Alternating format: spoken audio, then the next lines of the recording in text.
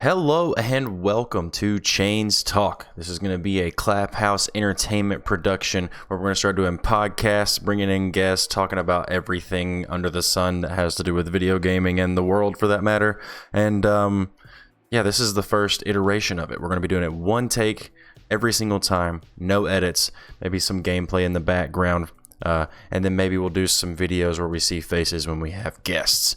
But tonight we're going to be talking a little bit about some Tiny Tina's Wonderlands, a game that I've been really excited to start. Just came out, got it started today. We'll be touching on some Battlefield and then maybe a little bit of Warzone, Elden Ring. Going to keep it kind of short and sweet though. So when it comes to Tiny Tina's Wonderlands, like I was just saying, it's a game that I've personally been waiting on for quite a while. I'm a huge fan of the Borderlands universe. I've played Borderlands 1, 2, 3, the pre-sequel. Tales from the Borderlands, done it all. So the fact that they made another iteration in this universe just got me all excited, especially when it comes to Tiny Tina, because Tiny Tina is easily my favorite character from the entire Borderlands universe. I know that there are a lot of amazing ones, and ultimately you could have made a spin-off story with just about any Borderlands character that they have, but Tiny Tina was definitely the best one. And if I'm not mistaken, this was pulling from the Tiny Tina's DLC that was in Borderlands 2, which makes me want to go back and revisit Borderlands 2 and see that again, just to kind of catch myself up, you know? But dude, the Dungeons and Dragons twist that they put with the Borderlands universe is just, in my opinion, flawless. I mean, they could have done a little bit more of like a different variety with enemies. I don't think they really did anything, we'll put quotations around different. I don't think they did anything too different when it comes to the enemies and the variety of enemies that you face. They're all relatively the same. I'm not saying that's a bad thing though, because I mean it is the Borderlands universe. So at the end of the day, they do need to be at least relative to what Borderlands has, right? So I get that. But I feel like they could have done a little bit more with it. There's still a lot of Dungeons and Dragons lore all throughout. A real Dungeons and Dragons fan is gonna fucking love it, hands down. Let's see, what else could I touch on? Let's see. Oh, the overworld. See, I'm taking some notes so I can make sure I cover everything. The overworld that they have is like you're almost looking down at a board game and you're walking around with your character and shit. Dude, it's just so dope. At the end of the day, Tiny Tina's Wonderlands was the perfect iteration, the perfect spinoff. It was exactly what Borderlands fans needed. Thank you, Gearbox, for that one. Holy shit. So when it comes to Battlefield, obviously, Battlefield's in DICE is in turmoil. I mean, they fucked up with 2042. I don't think it's going to be able to be revived. I think it's done. I think it's over. And now they're already talking about 2023 release with either a near future or a modern set combat, just like 2042. And they said that they've learned that they learned their lesson, and that when this one comes out, it's going to be a step forward, a step in the right direction, really kind of getting back to the roots of Battlefield, and they're gonna quote unquote do it right. But we'll see. I mean, if you ask me personally, I'm not gonna put money down on it. I didn't even put money down on 2042. I waited and played it on EA Play, gave it that chance, and that's all I gave them because it wasn't worth it. So I'm not gonna give them money this time. It's gonna be the same exact thing. I'm gonna be skeptical. I mean, if you ruin 2042 the way you did and you can't even revive that, I'm not gonna have all the faith in the world that you're going to be able to crush it with this with your new iteration either. At the end of the day, I do have faith that they can redeem themselves. Like, the possibility for them to redeem themselves is there.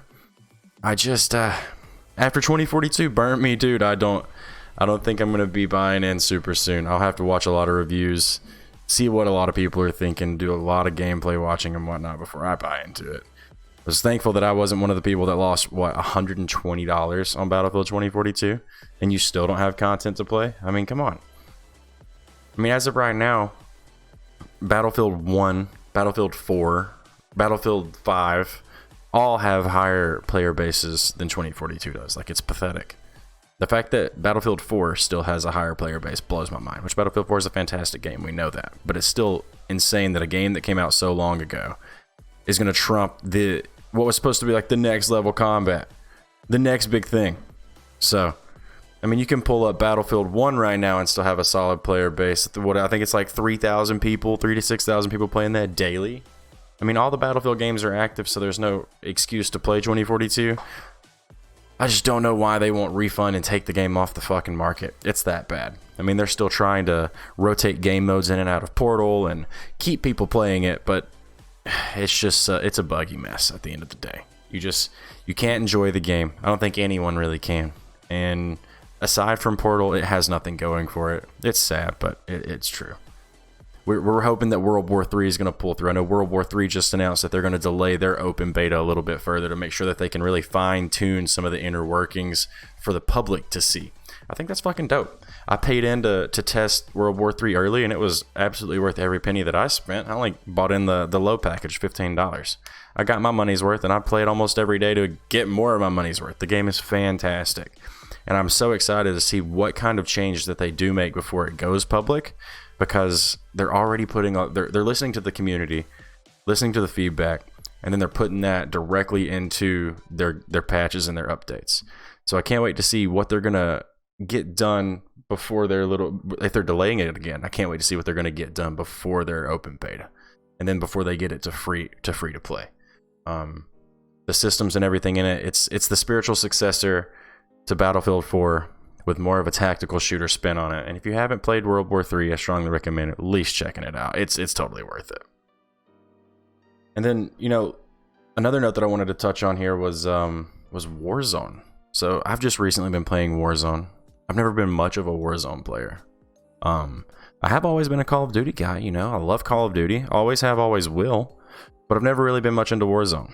And with them running an open tournament for, I think the prize, the first place prize is like 30 grand, $30,000. And I mean, obviously I'm not a Warzone player, but motherfucker, I will at least try. You know what I mean? Try to learn it. We got some buddies that are going to get together. We've got 5 of us, right? So we got 4 and then a backup.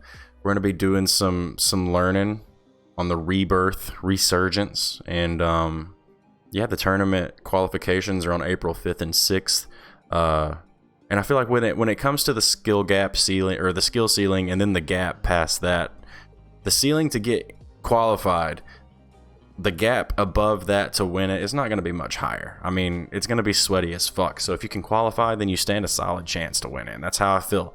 Me and my guys can qualify, then we stand a chance, and that's the biggest thing. So why would we not try for 30 grand? God. It's still dope that Call of Duty's doing that. The Call of Duty League is doing that for their community.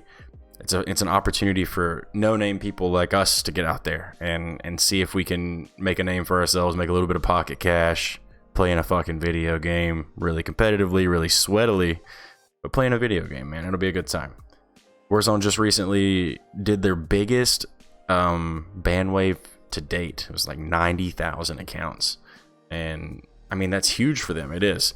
The fact that they're staying on top of it. Ricochet is not perfect, but it's working, dude. I mean, that's the most accounts they've ever banned in one wave. And we know that there's going to be hackers coming right back. It's just 90,000 accounts. There's going to be 90,000 more. It's just the fact that they're staying on top of it and they're actually trying means a lot to me as a consumer, Makes me want to get back and play a little bit. And in my experience, in my like 20 or so Rebirth matches I've played, I haven't encountered a hacker, knock on wood. Like, I know that I'll get hackers eventually. I know I will. It's inevitable. Same with Escape from Tarkov, right? But like, as of right now, my experience has been fucking flame, so I'm gonna stick with it. Oh, and they made a lot of meta changes too in their recent update. Obviously, the Vanguard weapons are still kind of top notch. They're still winning all the gunfights. Lowest TTK, fastest killing guns are the Vanguard guns. But the Modern Warfare MP5 and the Modern Warfare M13 are still fucking money, dude. It's awesome. I love the fact that I can kit up my literal favorite gun from Call of Duty Modern Warfare 2019 was the M13. I love that assault rifle so much. So the fact that I can still kit that bitch up and run it in Warzone and it absolutely melts with 0 recoil, dude, makes me so happy. Makes me so happy that gun can still be used in Battle Royale or in Warzone.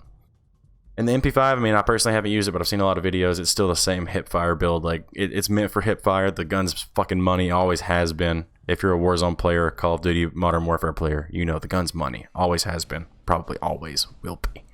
But the newest submachine gun that they added, the Armaguerra, absolute money. Love that gun. It's going to be a little bit more difficult to unlock, to actually change the attachments on it, but still fantastic regardless. So, like I've been saying, obviously Warzone's kind of on the up and up, if you ask me. I know it died down a bit, with all of the Blizzard Entertainment bullshit, and I get that 100%. I don't side with. I'm glad that what happened. They're getting their shit handled, right?